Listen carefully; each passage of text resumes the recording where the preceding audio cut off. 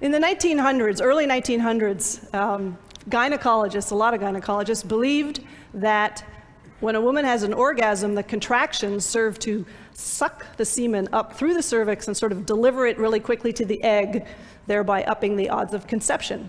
It was called the Upsuck theory. And if you go all the way back to Hippocrates, physicians believed that orgasm in women was not just helpful for conception, but necessary. You would have the doctors back then were routinely telling men the importance of pleasuring their wives. Marriage manual author and semen sniffer Theodore Van de Velde has a line in his book. I love this guy. I got a lot of mileage out of Theodore Van de Velde. He had this line in his book that supposedly comes from the Habsburg monarchy, where there was an Empress Maria Theresa who was having trouble conceiving, and apparently the royal court physician said to her, "I am of the opinion that the vulva of your most sacred majesty be titillated for some time prior to intercourse." It's apparently, I don't know, on the record somewhere.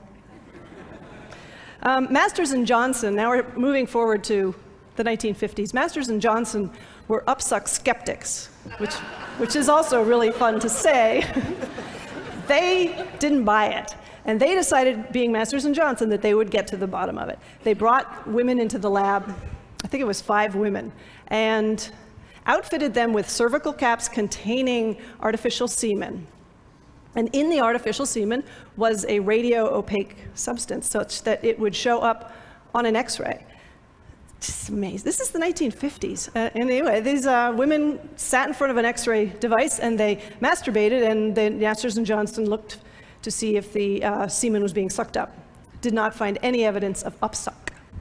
You may be wondering, how do you make artificial semen?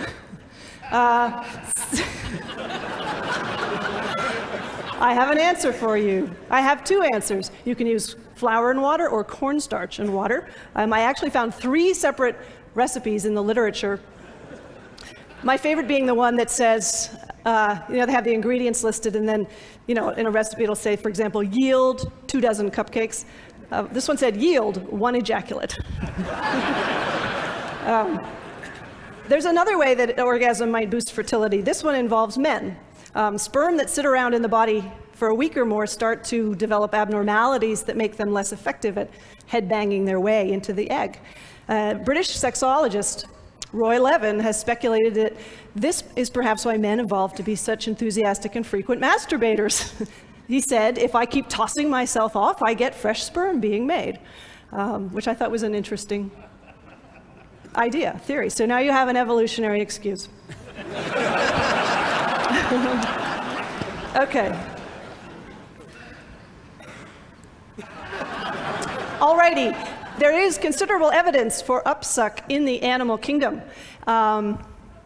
Pigs, for instance. In Denmark, the Danish National Committee for Pig Production found out that if you sexually stimulate a sow while you artificially inseminate her, you will see a 6% increase in the farrowing rate, which is the number of piglets produced. So they came up with this plan, this 5-point stimulation plan for the sows, and they had the farmers, there's posters they put in the barn, and they had a DVD, and I got a copy of this DVD.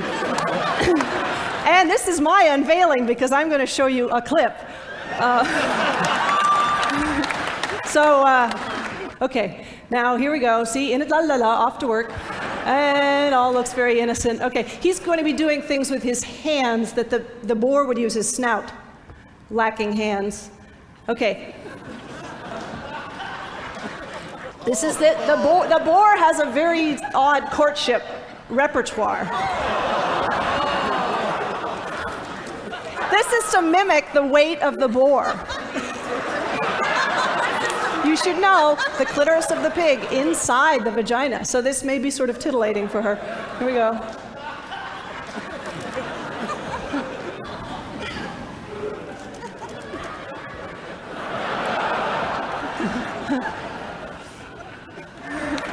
So,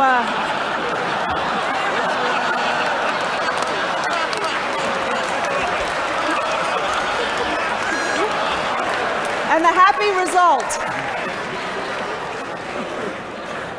I love this video. There's a point in this video towards the beginning where they zoom in for a close-up of his hand with his wedding ring, like as if to say, it's okay, it's just his job. He really does like women.